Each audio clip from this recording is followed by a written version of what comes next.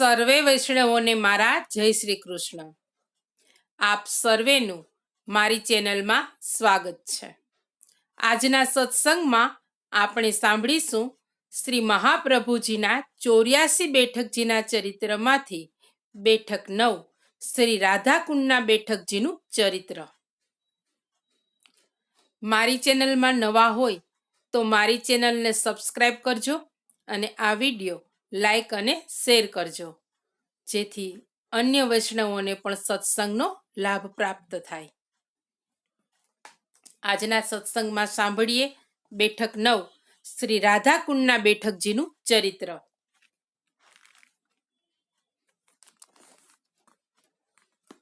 બહુલાવનથી તદસ અને જખન ગામે થઈ અને રાધાકુંડ તરફ જવાય છે.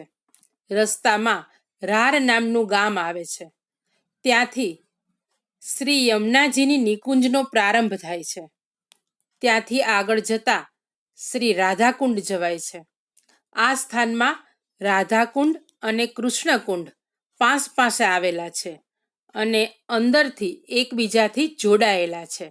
આ બંને કુંડની આજુબાજુએ શ્રી સ્વામિનીજીની અષ્ટ સખીઓ ચંદ્રભાગા, ચંપકલતા, ચંદ્રાવલી, લલિતા, વિશાખા, બહુલા, સંધ્યાવલી અને ચિત્રાના 8 કુંડો અને મંદિરો આવેલા છે.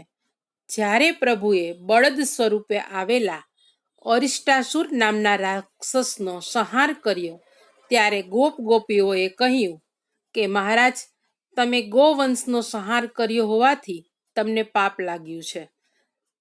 તેના નિવારણ માટે તમારે તીર્થસ્થાન કરવું જોઈએ. ત્યારે આપશ્રીએ પોતાની બંસીથી એક કુંડ બનાવ્યો. તેનું નામ કૃષ્ણકુંડ. તે જ વખતે શ્રી સ્વામિનીજીએ પોતાના નખથી બાજુમાં બીજો કુંડ બનાવ્યો. તેનું નામ રાધાકુંડ. આ કુંડની નીચે શ્રી સ્વામિનીજીની અલૌકિક નિકુંજ આવેલી છે. આ કુંડના કિનારે શ્રી મહાપ્રભુજી છોકરના વૃક્ષ નીચે બિરાજ્યા. આપશ્રીએ રાધાકૃષ્ણ કુંડમાં સ્નાન કર્યું અને અહીં બિરાજીને શ્રીમદ ભાગવત સપ્તાહ પારાયણ કર્યું. પછી આપશ્રી 1 માસ સુધી આ અલૌકિક સ્થાનમાં બિરાજ્યા. આ પ્રમાણે 1 માસ પર્યંત શ્રી રાધાકૃષ્ણ કુંડ ઉપર આપશ્રી બિરાજ્યા હોવાથી આપશ્રીની અહીં 2 બેઠકો આવેલી છે. એક બેઠક શ્રીમદ ભાગવતનું પારાયણ કર્યાની અને બીજી બેઠક સંધ્યાવંદનની બેઠક તરીકે પ્રસિદ્ધ છે.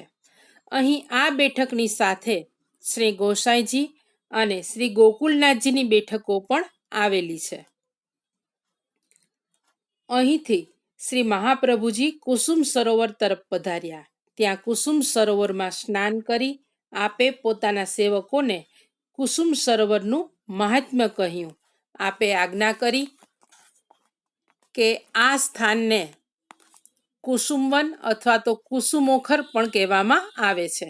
અહીં રાસ ક્રીડા સમયે શ્રી રાધા સહચરીજીને સાથે લઈને પ્રભુ પધાર્યા હતા. આ સરોવરને કિનારે બિરાજીને અહીંના વનના સુંદર પુષ્પોની વેણી ગૂંથી પ્રભુએ શ્રી રાધા સહચરીને ધરાવી હતી.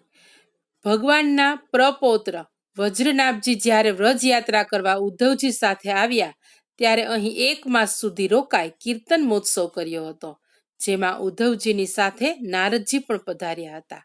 આ સ્થાનમાં ઉદ્ધવજી ગુલ્મલતા ઔષધિના રૂપે સદા બિરાજમાન છે.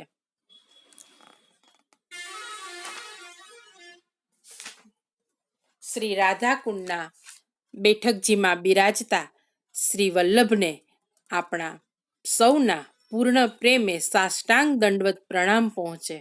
આજનો સત્સંગ અહીં પૂર્ણ કરીએ છીએ. સર્વે વૈષ્ણવોને મારા જય શ્રી કૃષ્ણ. શ્રી વલ્લભાધીશ કી જય.